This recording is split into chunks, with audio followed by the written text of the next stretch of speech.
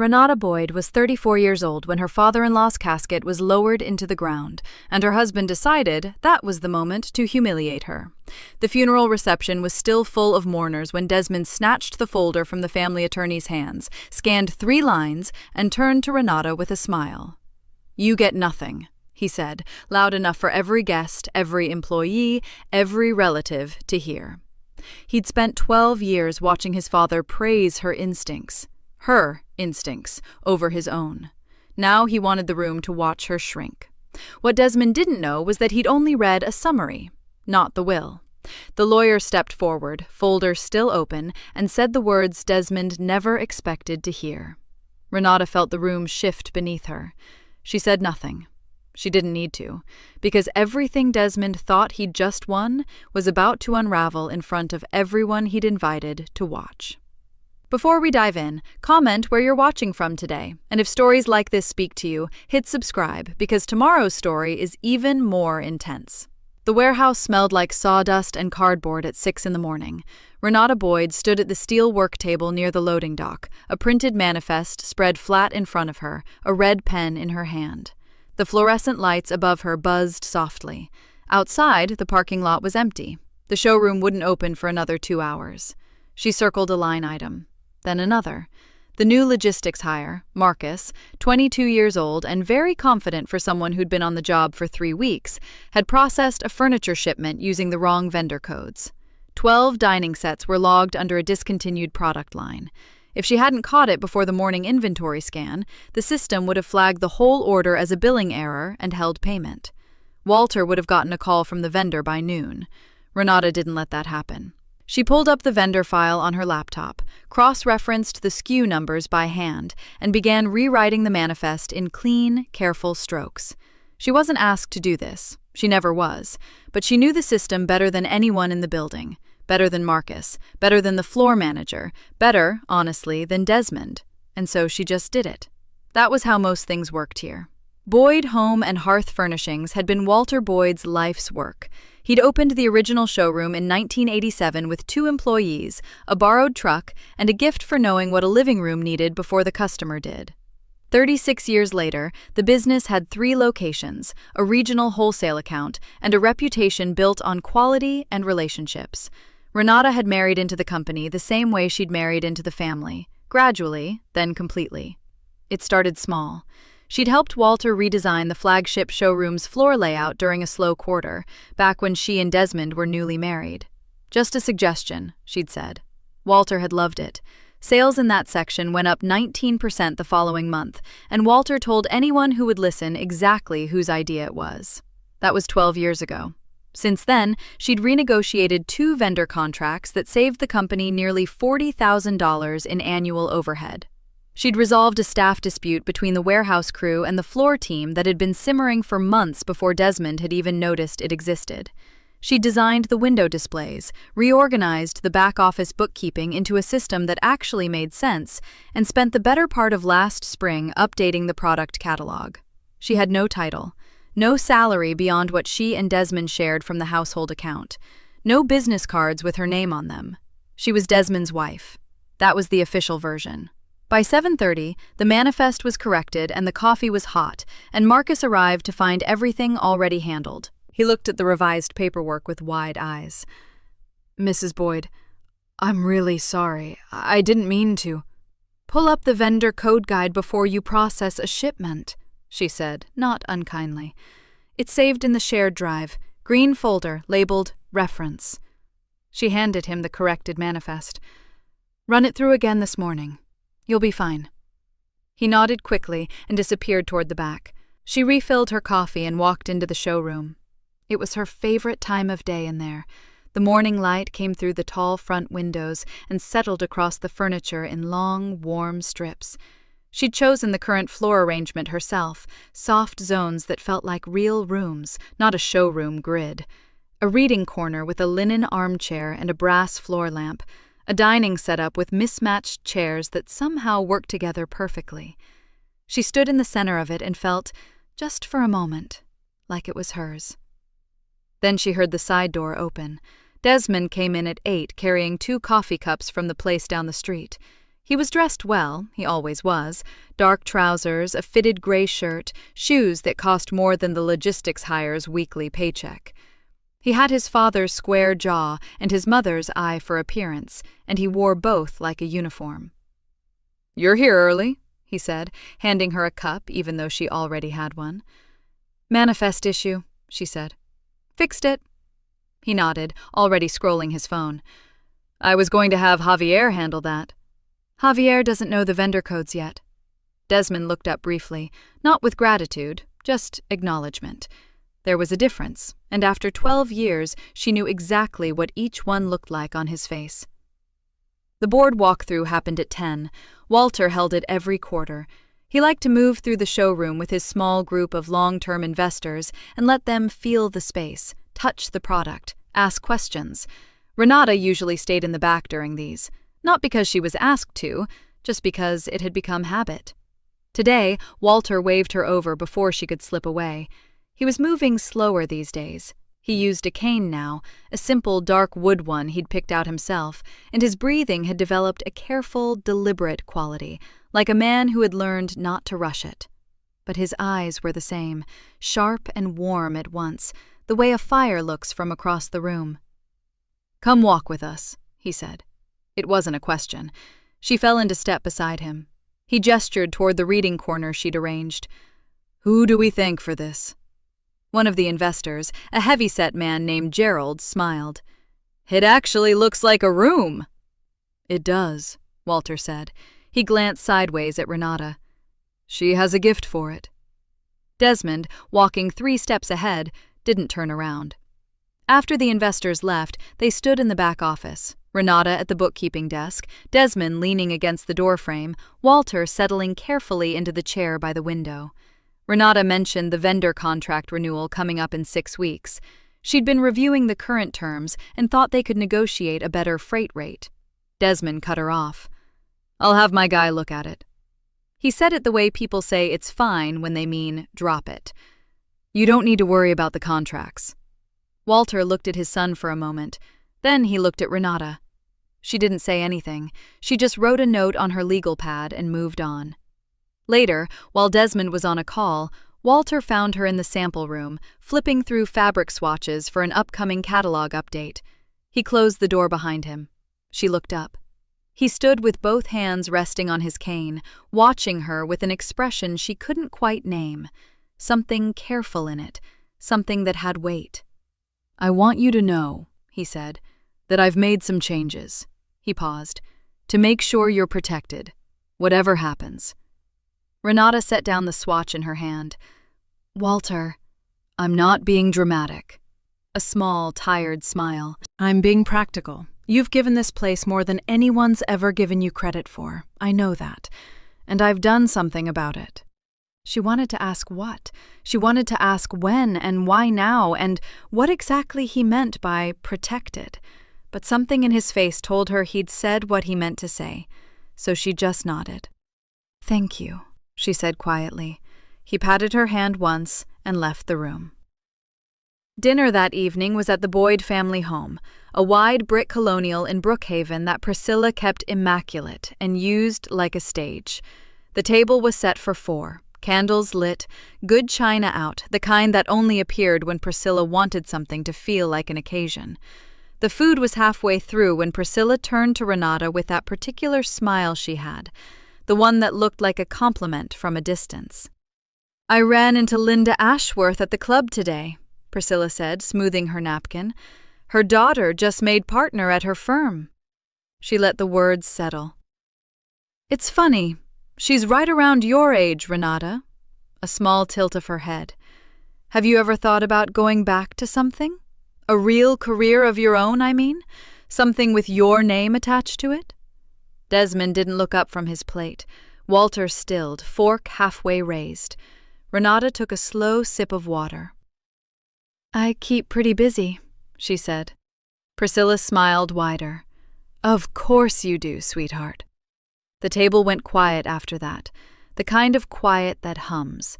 It was Walter who broke it, not with words, with sound. A sharp, choked exhale, the scrape of his chair, his cane clattering to the floor.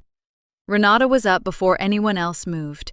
He was pale. His hand was pressed flat against his chest, fingers spread wide, like he was trying to hold something in place. "Walter." She was already beside him, hand on his back. "Walter, look at me." His eyes found hers. They were frightened. "Call 911, she said, loud and clear, no room for hesitation. Right now." Priscilla made a sound she couldn't interpret. Desmond was already on his feet, his chair knocked back, his voice high and tangled. The next several minutes happened in pieces. The phone call, the front door open to the cold night air, the red and white pulse of the ambulance lights swelling up the driveway. The paramedics moved fast and sure, working over Walter with practiced calm, while Renata stood just outside their space, watching his face, watching his chest rise. Desmond paced the ambulance bay with his phone pressed to his ear, his free hand raking through his hair. He glanced at her once, and his expression was something between fear and the reflexive need to be the one in charge. "Just stay calm," he said, voice tight, "and stay out of the way." He turned his back to her. "I need to call Idris." Walter died on a Tuesday morning. The hospice room was small and smelled like clean linen and something faintly floral, a candle Renata had brought on the second day because the overhead light was too harsh and she wanted him to have something soft. She was holding his hand when it happened.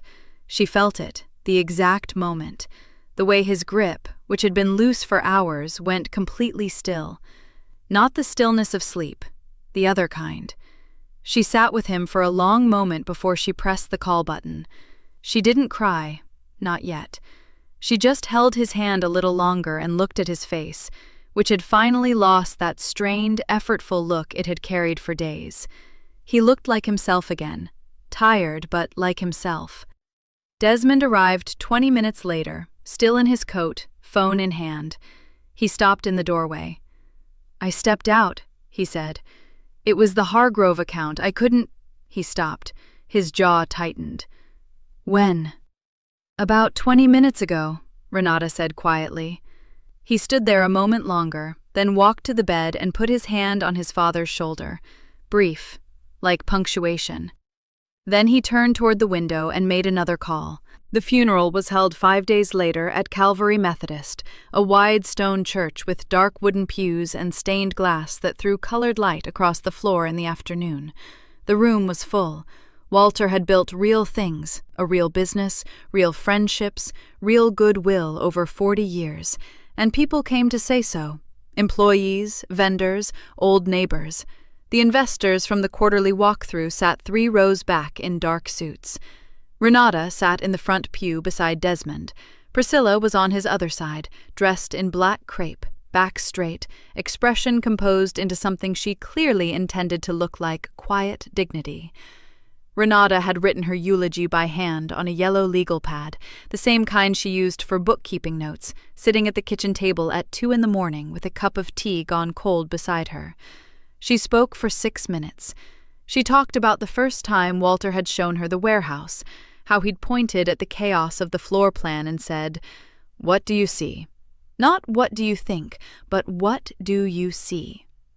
She talked about how he had never once treated her help like it was small, even when everyone around her acted like it was. She said he had the rare quality of making people feel seen, and that she would be looking for that quality in herself for the rest of her life. 3 people in the back row were visibly crying. Desmond spoke for 2 minutes. He talked about the business, about what his father had built, about legacy. He used the word legacy 3 times. He said his father had been a pillar. He said the family would carry on. He straightened his tie when he finished and walked back to his seat like a man who had just successfully completed a task. The reception was held in the church hall next door. Long folding tables, flower arrangements, coffee urns, and the kind of catered trays that appear at every gathering like this in every city in the country. People filled the room. The murmur of it rose and fell. Renata stood near the window, accepting condolences and meaning every thank you she gave. Yusuf Idris appeared at the door at 2:30. She recognized him from the ambulance bay, the phone call Desmond had made that night. He was a trim man in his mid-50s, dark suit, silver at his temples, carrying a leather folder under his arm. He moved through the room with quiet purpose and found the center of it, near the main table, where most of the family and business associates were gathered. He introduced himself to the room in a clear, measured voice. He explained that Walter had left written instructions for a preliminary estate summary to be shared with the family immediately following the service, before anyone departed. He said it was Walter's explicit wish. He opened the folder. Desmond crossed the room in 10 steps. He reached out and took the folder straight from Idris's hands. Not a grab, something worse. The casual, entitled reach of a man who had already decided the room belonged to him. He scanned the page. His eyes moved fast, stopped somewhere near the top. Then he looked up. He looked directly at Renata. There were at least 40 people in that room, staff, board members, family friends, Priscilla standing perfectly still near the coffee urn. "You get nothing," Desmond said. He said it clearly. He said it like a verdict. The silence that followed was total. Then someone exhaled sharply. A murmur moved through the room like a wave. Renata did not move. She felt something drop through the center of her chest and kept her face exactly where it was. Idris stepped forward. "Mr. Boyd." His voice was calm and absolute. "What you're holding is a partial summary, the preliminary page only. You did not read the full document." Desmond's eyes cut toward him. Idris took the folder back without asking permission. He turned to the second page. "The complete will," he said to the room, "names Renata Boyd as equal co-owner of Boyd Home and Hearth Furnishings." He paused. "And as sole trustee of a separate protected asset." The room went silent. Desmond stood exactly where he was, and for the first time in as long as Renata could remember, he had nothing to say. The whispers started before Idris had even closed the folder. Renata heard them the way you hear weather through a window, present, constant, impossible to stop. She watched Priscilla take Desmond by the elbow and steer him toward the far corner of the room, moving quickly for a woman in heels.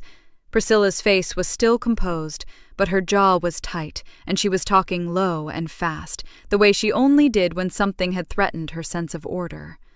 Desmond stood with his back half-turned to the room. His shoulders were up near his ears. Renata turned away from both of them.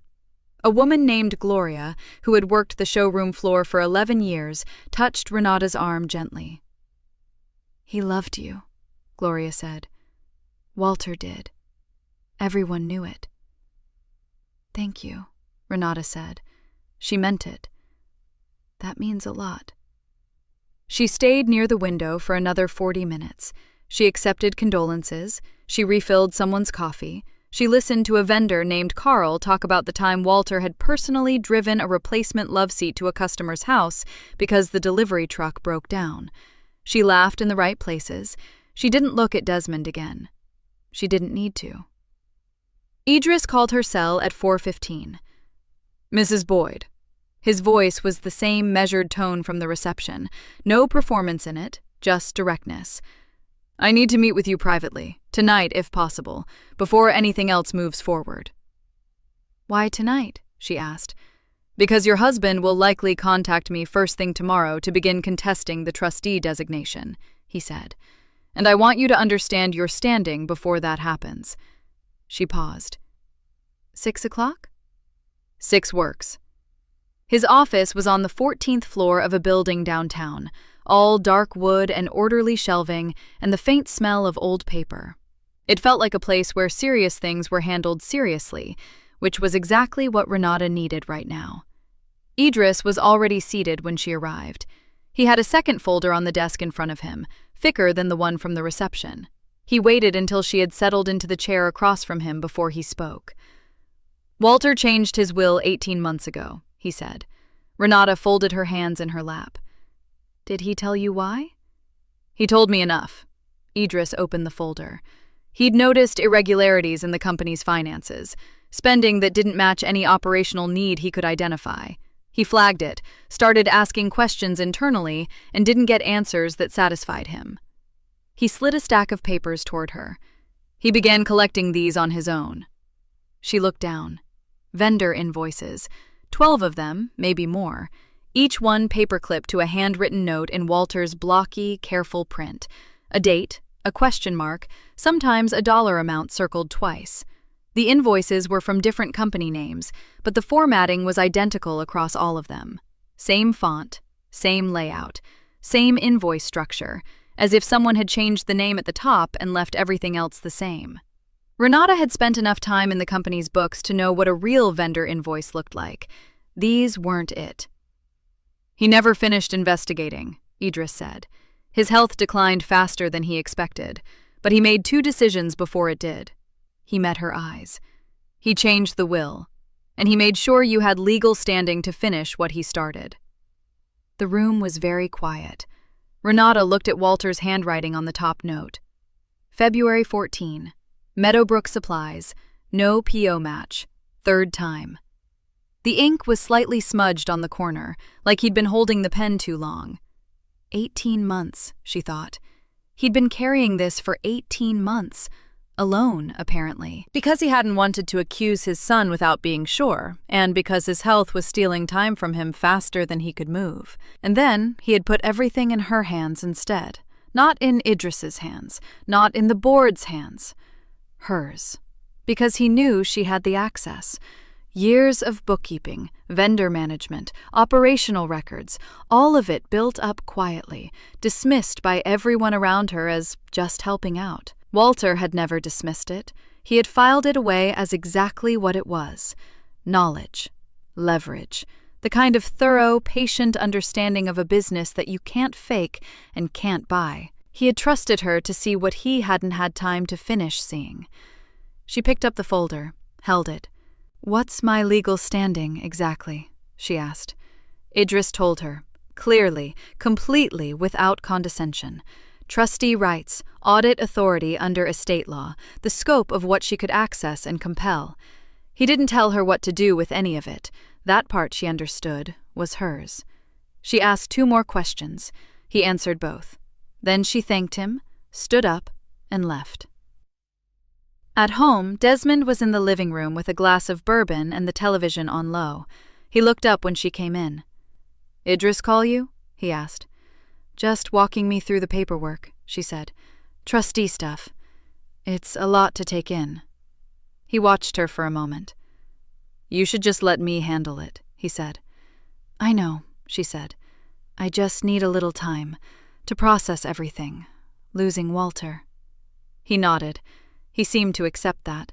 She went upstairs, locked the folder in her home office desk, and came back down to make dinner. The Boyd Home and Hearth office opened at 9. Renata was there at 6:40. She had her own key, had for years. Nobody had ever thought to take it back because nobody had ever thought about her keys at all. She was just Renata, Walter's daughter-in-law, the one who helped out. She let herself in through the side entrance, turned off the alarm with the code she'd memorized in 2013, and walked straight to the back office where the accounting terminals lived. The room smelled like printer toner and old coffee. The blinds were still down. She didn't raise them. She sat, woke the machine, and logged in with credentials she had used 100 times. Access Desmond had never revoked because he'd never noticed how deep it ran. She had set up half of this system herself, back when Walter decided to upgrade from spreadsheets to proper accounting software. She had been the one to migrate the old records in. She had been the one who trained the first bookkeeper. She knew exactly where everything was. She pulled 3 years of vendor payment records and let them load. It took her 40 minutes to find the pattern, not because it was hidden well, because there was a lot of it. The payments appeared under a line item called Consulting and Staffing Services, External. Clean, vague, the kind of label that didn't invite questions. Renata had seen that category before and assumed it covered the occasional HR contractor or the temp agency they use during busy seasons. She had been wrong. She filtered the category, Sorted by vendor. One name came up over and over: Crestline Advisory Group. She wrote it down in the small notebook she had brought from home. Then she kept pulling. Crestline had been paid 42 times in 31 months. The amounts ranged from $8,000 to just under $30,000.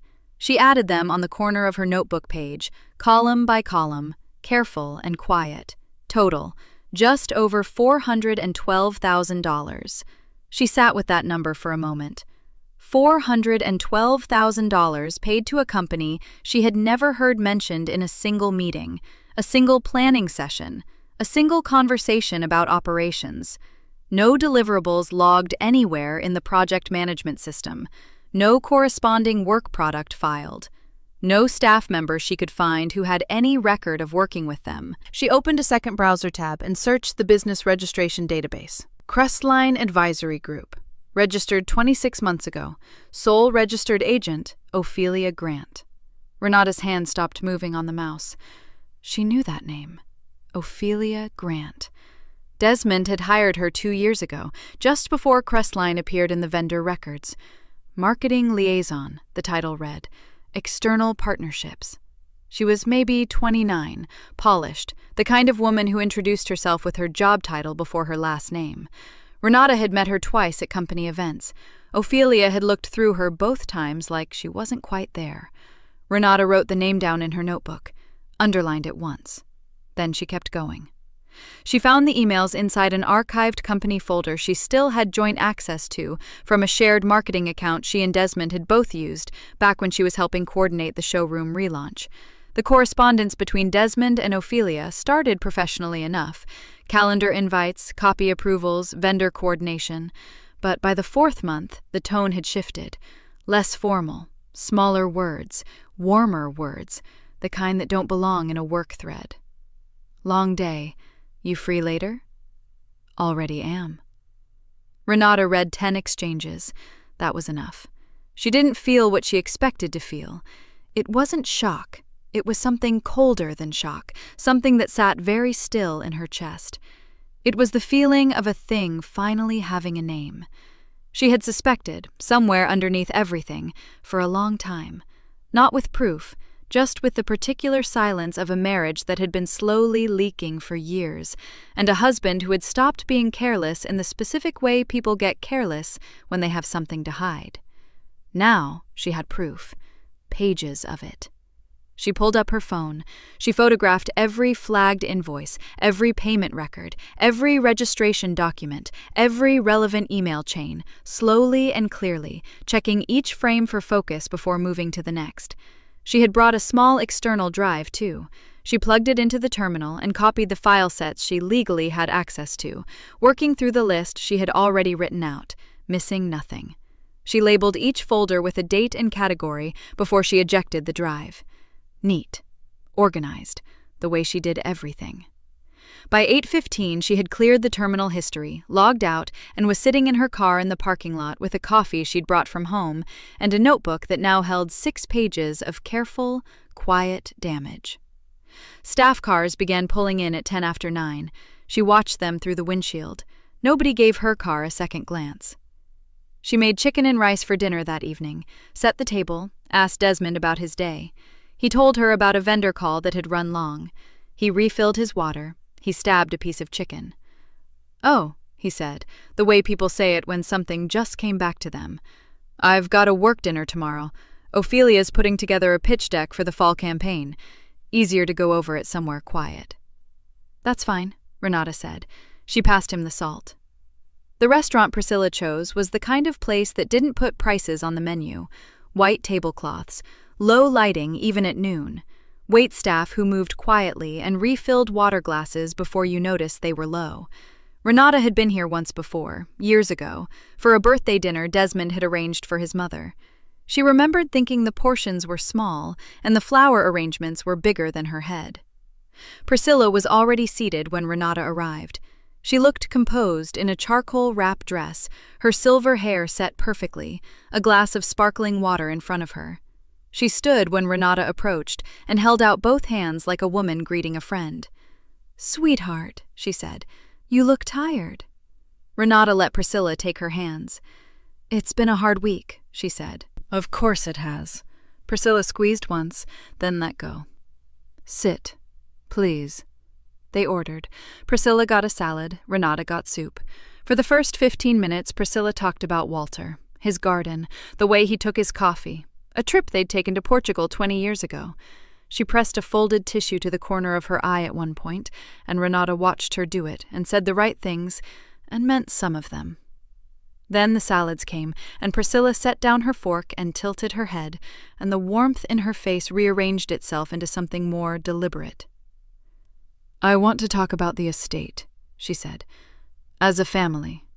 Renata kept her expression open. "Okay." "The trustee arrangement."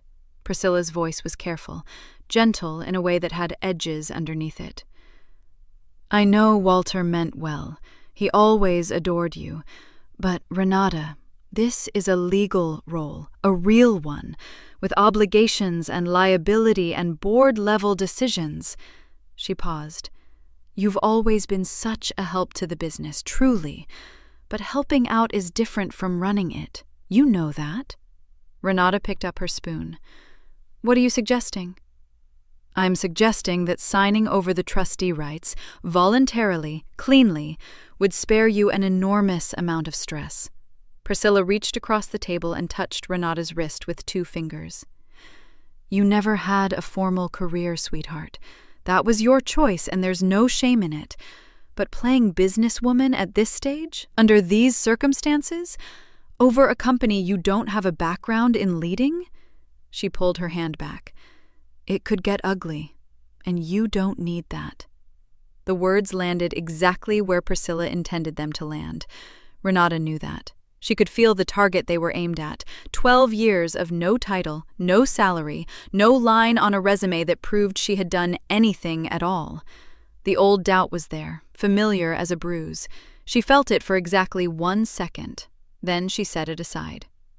"Who would the rights transfer to?" she asked. Priscilla blinked. She had expected something else. Hesitation, maybe. A wobble. "To Desmond, naturally. As primary heir, he's the—" "And the separate asset Walter designated me for specifically?" Renata asked. "Would that transfer as well?" A short pause. "That would be part of the conversation, yes." "What kind of timeline are you thinking?" Priscilla's expression tightened just slightly. "Sooner is better. Before the formal reading, ideally." "Before the full will is read to the board," Renata said, not a question. Priscilla picked up her fork. "I just think it's cleaner, quieter, better for everyone." Renata nodded slowly, like she was considering it. She wasn't, but she wanted Priscilla talking. "I appreciate you explaining the reasoning," she said. "It's not about pressure," Priscilla said, and her voice carried the particular firmness of someone who understood she was absolutely applying pressure. "It's about protecting you from something you didn't ask for and don't need. Walter put you in a difficult position without meaning to."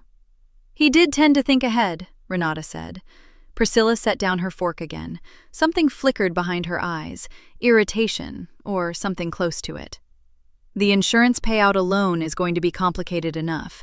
Desmond and I have already begun coordinating on that, getting ahead of the paperwork, and adding another layer of—" She stopped. Just for a beat, just long enough. Renata kept her face still and her eyes soft and said nothing. She waited. Priscilla smoothed her napkin. "These things are easier to handle within the family." "Of course," Renata said. She finished her soup. She listened to Priscilla talk about Walter's Portugal trip again, a different detail this time, the hotel they had stayed in. She agreed that the restaurant was lovely. She thanked Priscilla for thinking of her. She drove 3 blocks before she pulled over and picked up her phone. Idris answered on the second ring. "The life insurance payout on Walter's estate," she said. "Desmond and Priscilla have already accessed it, or are in the process. Does a trustee have legal standing over that disbursement?" A short pause on his end. "Depending on how the policy was structured, yes, potentially full authority." "Then I need to request the estate's complete financial records," Renata said. "Everything, before either of them can touch anything else." "I'll have them filed today," Idris said. Don't sign anything they put in front of you." "I know," she said. She pulled back into traffic. The letter went out on a Tuesday. Renata had drafted it over the weekend, careful with every word. She sat at her home office desk with the door closed and Walter's folder open beside her laptop. She cross-referenced the language Idris had given her against the trustee documentation. She wrote it 3 times before she was satisfied. The final version was 2 pages. It was addressed to First Meridian Bank and to Gareth Polk, the company's outside accountant. It formally invoked her trustee authority under Walter Boyd's estate. It requested a complete audit of all financial activity across the business accounts and the estate's personal holdings, going back 24 months, to the week of Walter's first cardiac episode, when his health first began to decline. She sent it certified mail. She emailed Idris a copy. Then she went downstairs and made coffee and waited. She didn't have to wait long. By Thursday afternoon, the mandatory account freeze was in place. She knew it had triggered when Desmond called her twice in a row from the office, and she let both calls go to voicemail. The third time, she picked up. "What did you do?" His voice was tight, controlled, but barely. "I exercised my trustee authority," she said, "as I'm legally required to." "There are vendors who can't get paid right now, Renata. Staff payroll is flagged. You froze the accounts without talking to me." "Operational accounts are unaffected," she said. "Idris walked me through the specifics. Payroll will clear." "That is not the point." His voice dropped lower, sharper. "The point is that you went behind my back and made a move that affects this entire company." She let a small silence sit between them. "I filed a standard audit request, Desmond." "Stop being dramatic," he said. "This whole thing, the trustee role, the audit, all of it, it's unnecessary. It's stress you don't need and disruption the business doesn't need. Just sign it over to me. We'll keep it simple." "I can't do that," she said. "Why not?" "Because I have a legal obligation to the estate." He exhaled hard through his nose. "I'll be home by 7. "I'll be here," she said. He came home at 6:45. He was still in his suit. He poured himself a drink without asking if she wanted anything, and stood at the kitchen island with his jaw set, and for the next 20 minutes he made arguments. He talked about simplicity. He talked about the business's reputation, about how an audit looked to the board, about how this wasn't what his father would have wanted. Renata sat at the kitchen table and listened. She kept her hands around her mug. "You're not qualified to be a trustee," he said. Finally, the thing underneath all the other things. "I'm not saying that to be cruel. I'm saying it because it's true. You've never held a real position in this company, Renata. You helped out. That's different. Dad appreciated it. I appreciated it. But that doesn't make you an executive." The words were almost identical to his mother's. She wondered if they had rehearsed them together, or if contempt just naturally found the same language in both of them. "Walter disagreed," she said quietly. Desmond put down his glass. He looked at her for a long moment. Then he walked upstairs without another word. The next morning, he was different. He made her coffee the way she liked it, oat milk, 1 sugar, and set it on her nightstand before she was fully awake. He sat on the edge of the bed and said he was sorry about the funeral, about the way he'd grabbed the folder, about what he'd said in front of everyone.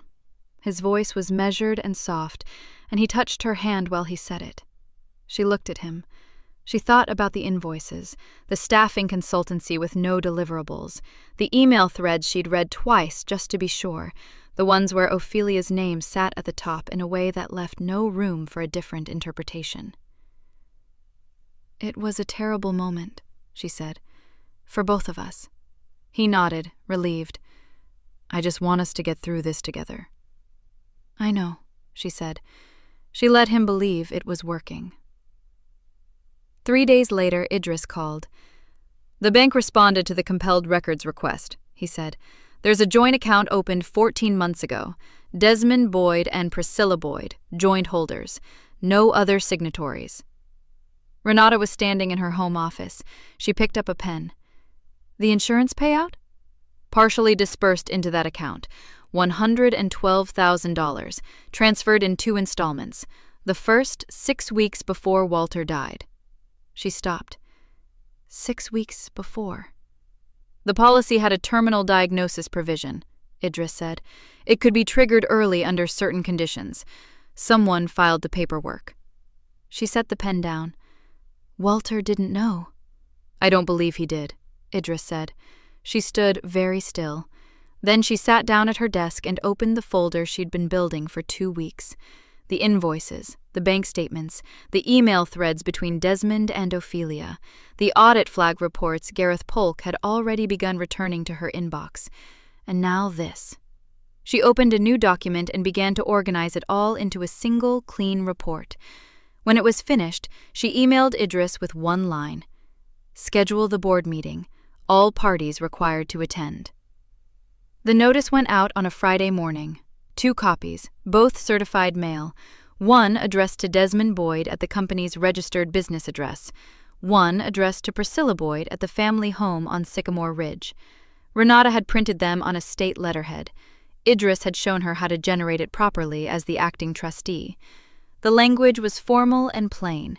It named the date, the time, the location.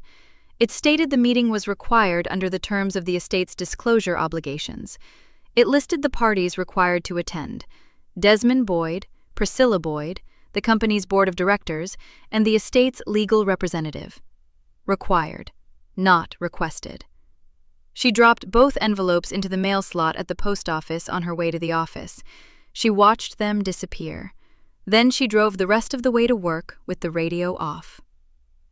Desmond received his copy Saturday afternoon. She was in the kitchen when she heard him come through the front door. He tossed his keys on the entry table and walked in holding the open envelope. He was almost smiling. "Did you have Idris send me legal notice?" he said. "For a board meeting?" "It's a trustee disclosure meeting," she said. "There's a difference." He set the letter on the counter and shook his head, the way a person does when they think something is mildly ridiculous. "Renata, I'm on the board. If you wanted me at a meeting, you could have just asked." "The estate requires formal notice," she said. "Idris can explain the specifics if you want to call him." He didn't call Idris that day.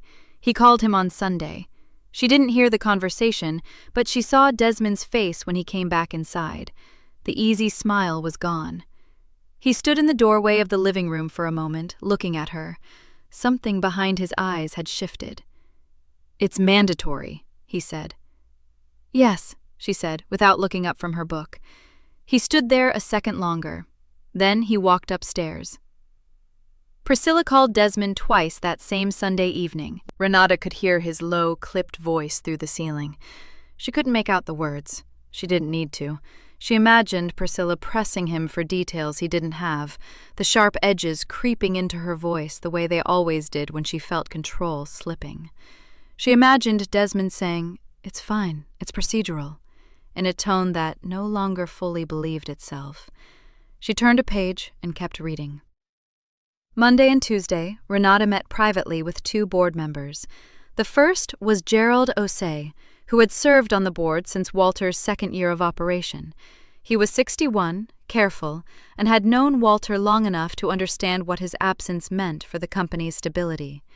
He met Renata at a coffee shop 2 miles from the office and listened without interrupting while she told him, in plain, direct terms, that the upcoming meeting would include a formal financial disclosure with documented evidence of misconduct. She did not show him the full report. She told him enough so that he would come prepared to vote if a vote was needed. "Does this involve Desmond?" Gerald asked. "Yes," she said. He nodded slowly. He wrapped both hands around his coffee cup. "Walter always said you were the one keeping the books honest." She didn't say anything to that. She thanked him for his time and left. The second board member was Diane Chu, who handled the company's retail partnerships. She was practical and unsentimental, and she asked 2 sharp questions about the legal standing of Renata's trustee authority. Renata answered both clearly. Diane nodded once at the end, the way someone does when they've made up their mind, and said she'd be there Thursday morning. That was enough. She called Idris Tuesday evening to confirm the last piece. "If fraud is proven at the meeting," she said, "do I have the authority to remove Desmond from any operational role in the company?" "As trustee and co-owner, yes," Idris said. "The board would vote, but your position and the documented evidence would be more than sufficient grounds. Walter structured the will specifically to allow for that." She thought about that for a moment, about how far ahead Walter had been thinking, even as his body was failing him. "Thank you," she said. She hung up and went back to her work. At home, she was ordinary. She made dinner on Monday. She asked Desmond about his day and listened when he answered. She did not bring up the meeting. She did not ask what Priscilla had said. She let the evenings be quiet and unremarkable, and she watched Desmond slowly convince himself that his anxiety was overblown. By Wednesday night, he was relaxed enough to pour a second glass of wine at dinner. She let him have it. That night, after he went to bed, she drove to the office. Walter's old office was at the end of the hall on the second floor. She hadn't changed anything in it yet. His nameplate was still on the door. His reading glasses were still folded on the desk blotter. The framed photo of the original showroom, the one he'd taken himself on opening day, before she'd ever been part of any of it, was still hanging on the wall above his chair. She turned on the desk lamp and sat down. She opened the report one last time and read through it from the beginning.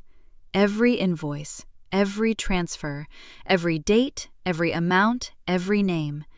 It was clean and tight and thorough, and there was nothing in it that couldn't be proven. When she finished, she closed the folder. She sat in the quiet for a moment with her hand resting flat on the cover. The lamp threw a warm circle of light across the desk. Outside the window, the parking lot was empty and still.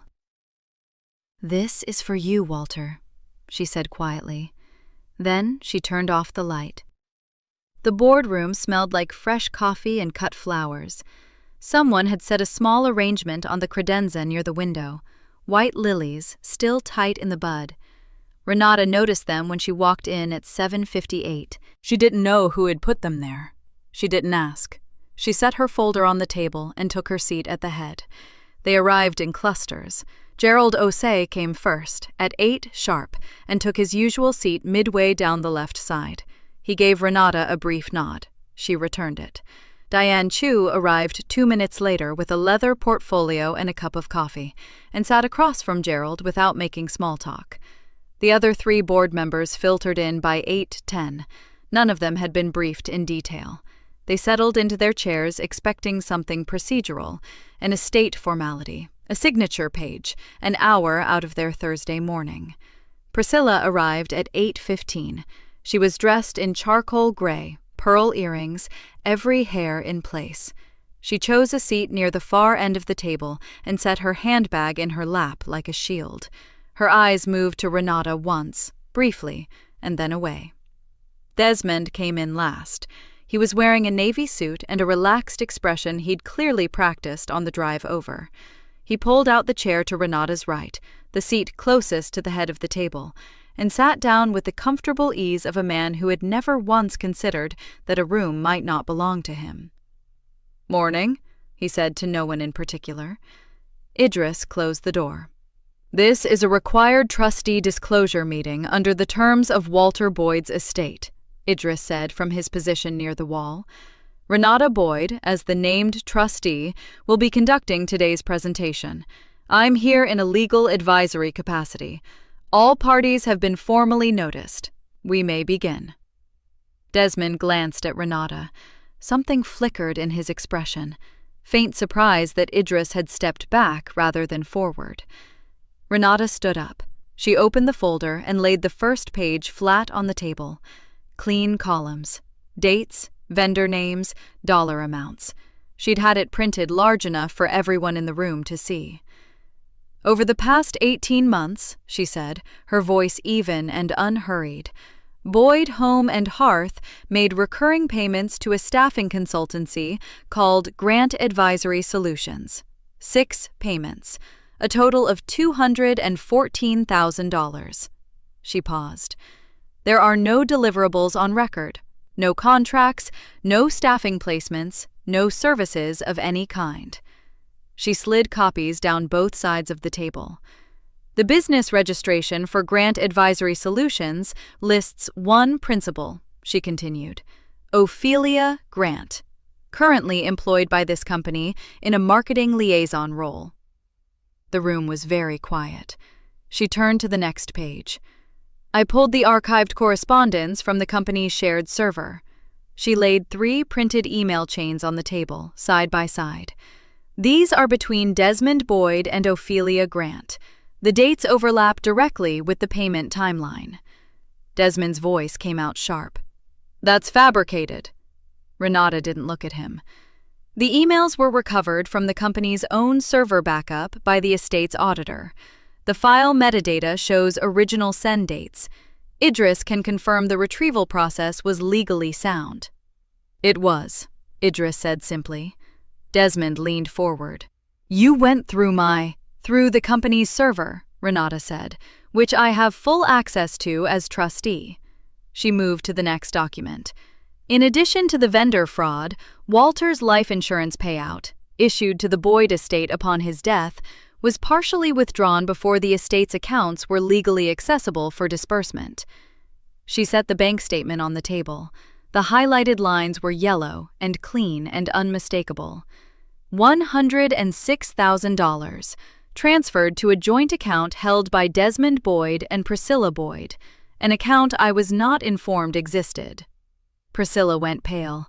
Her hand moved slightly, a small, reflexive tightening on her handbag, and then she stilled herself. Her eyes dropped to the table. I have additional context for that withdrawal, Renata said. At a private lunch 2 weeks ago, Priscilla Boyd told me directly that she and Desmond had already assumed control of the insurance payout before I could learn the policy existed. I made a note of the exact wording immediately after the conversation. She set the note on the table. 1 page, dated, time-stamped. Priscilla said nothing. Desmond's voice was louder now, less controlled. This is a setup. You've had it out for me since the funeral, Mr. Boyd. Gerald Osei's voice was flat and quiet. It cut through the room like a hand on a shoulder. Let her finish. Desmond's jaw tightened. He sat back. Renata looked at Idris. As the named trustee, Idris said to the board, Renata Boyd has full legal standing to suspend Desmond Boyd's operational authority pending a formal fraud investigation. The estate requires it. The documented evidence supports it. I'm recommending the board vote now. Gerald called the vote. It was unanimous. The security guard was a quiet man named Pete, who had worked the building for 11 years. He appeared at the boardroom door within 3 minutes of the call. He was professional and unhurried, and he held the door open and said, Mr. Boyd, with no particular emotion. Desmond stood up slowly.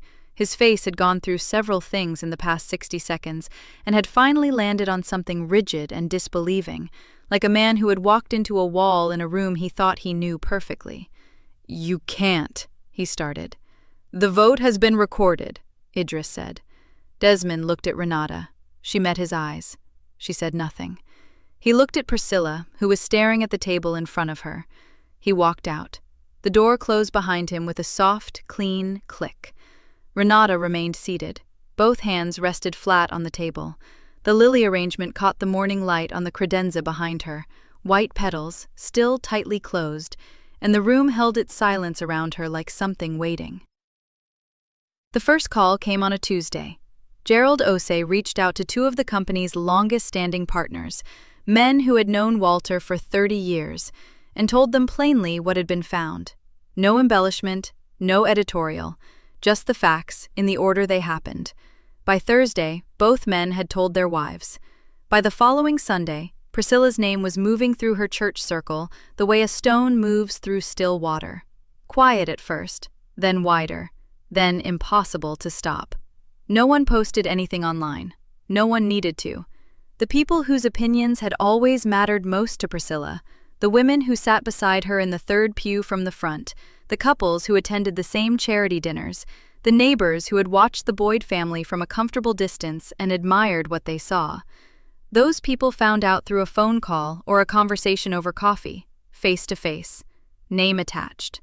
Which was worse for a woman like Priscilla than any public post ever could have been. Renata heard none of it directly. She didn't need to. Ophelia's consulting arrangement was formally terminated the same week the board engaged an outside attorney to begin the fraud investigation. The letter went to her home address, copied to the marketing firm she'd listed as her secondary employment. Within 10 days, 2 clients in the local business circle quietly withdrew referrals. A third didn't return her calls. Word had a way of traveling fast in a small professional community, especially when the paperwork to support it was already filed with a court. Ophelia didn't fight it. She simply disappeared from the business orbit, the way people do when the structure holding them up collapses and there's nothing left to stand on. The divorce paperwork was filed on a Wednesday morning. Renata's attorney, a woman named Carla, who had done family law in the city for 19 years and had very steady hands, submitted it the same week the fraud investigation was formally opened against Desmond. Desmond's own lawyer called Carla twice in the first 3 days. Both calls were about the business stake. Both times, Carla's response was the same. The trustee documentation was court-filed, the fraud evidence was bank-verified, and any contest would require Desmond to explain, under oath, the invoices, the shell company, and the insurance withdrawal. All of it, in front of a judge.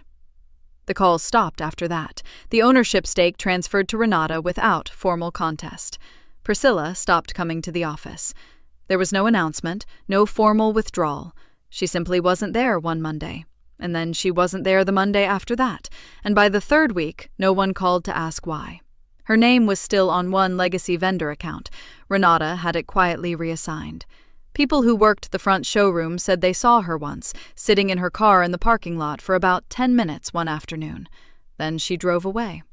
No one mentioned it to Renata, and Renata didn't ask. She spent the last week in the house, packing only what was hers. There wasn't as much as she expected. 12 years in a place, and you'd think every drawer and shelf would feel claimed. But when she moved through the room slowly, box by box, she kept finding that most of what was there had been chosen for the house, not for her. Furniture she'd sourced for the aesthetic of the room, art she'd hung because it filled the wall, kitchen things they'd registered for together and used as a pair. She left most of it. She took her books, her drafting tools, the small blue lamp she'd bought herself years ago and kept in the corner of the bedroom because she liked the light it made at night. A box of photographs from before the marriage, her mother, a college friend, a trip she took to Portugal when she was 26 and still deciding who she wanted to be. She took her files, her work notebooks, 12 years of records she'd kept by hand because she liked the way a well-organized ledger looked. She left the rest without grief. The new apartment was 20 minutes north of the office. It had tall windows and wood floors, and a second room she was already planning to use as a studio. She had signed the lease herself, in her own name, with her own money. She moved most of her things there over 4 days. On the last night, she stood in the house for a few minutes. The rooms were quiet in the way empty rooms always are, a kind of held breath, waiting for something to start. She walked to the home office desk, opened the bottom drawer, and lifted out Walter's old folder, the one Idris had given her the night of the funeral, the one that had started everything. The edges were worn soft now from how many times she had opened and closed it over the past weeks. She carried it out to the car and set it on the passenger seat. Desmond had left the porch light on. She didn't know why. Maybe he forgot. Maybe he didn't. She backed out of the driveway and drove north, and she did not look back at it. 6 months later, the showroom didn't look like the same place. The old layout had been crowded and cautious, too many pieces crammed close together, everything tagged with a number, nothing inviting you to stop and feel what it would be like to live with it. Walter had kept it that way for years, not from bad taste, but from habit. It worked, so he left it alone. Renata had changed all of it. She'd opened the floor plan, widened the walking paths, and grouped pieces the way rooms actually existed in people's homes. A sofa with a lamp beside it, a dining table with the right chairs, light coming through the window at an angle that made the wood tones look warm instead of flat. She'd repainted the walls a deep, quiet cream. She'd replaced the overhead fluorescents with track lighting she'd sourced herself from a supplier in Atlanta. People came in now the way they came into a place they wanted to stay. That Tuesday morning, she was at the front of the store when Marcus, the newest floor associate, arrived 5 minutes early with coffee for the whole team and his jacket already pressed. "Morning, Marcus," she said. "Morning, Miss Boyd." He held up the tray. "I got you the one without sugar. You mentioned last week." "I did," she said. "Thank you." She meant it. Both things, the coffee and the fact that he'd listened. She moved through the floor slowly, the way she did most mornings before the doors opened, running her fingers along the arm of a new sectional from their Nashville vendor, straightening a throw pillow that didn't need straightening, looking at the room the way a customer would look at it, trying to see it fresh. The business had signed 3 new commercial contracts in the past 4 months, 2 boutique hotels and a mid-sized office development that needed full interiors. Real contracts, with real timelines and real scope. The kind Walter had always wanted but never quite secured. She had secured them, by showing up in person, bringing sample books, and knowing the numbers cold by the time anyone asked. No one had handed her any of it. That Thursday, she drove out to a supplier's warehouse on the east side of town to review a new line of upholstery fabrics. The warehouse was big and plain, the kind of building that didn't care about appearances. Concrete floors, high ceilings, long folding tables covered in bolts of cloth in every weight and texture and color. She'd brought a legal pad and her reading glasses and a list of the specifications she needed for the hotel project. She was midway through the second table, holding a piece of slate blue linen up to the light to check how it fell, when she heard a familiar voice across the room. Not to her, just there, speaking to someone near the door. A little too casually, a little too loud, the way a person sounds when they're trying to seem comfortable in a place where they don't quite belong. She lowered the fabric. Desmond stood near the entrance with a sample binder tucked under one arm, talking to one of the warehouse floor reps. He was wearing a jacket she recognized, though it looked slightly too large on him now, like he'd bought it when he was a different size and hadn't bothered to replace it. His hair was shorter. There were lines around his mouth that hadn't been there before, or maybe she'd never looked closely enough to see them. He was thinner. Not in a healthy way.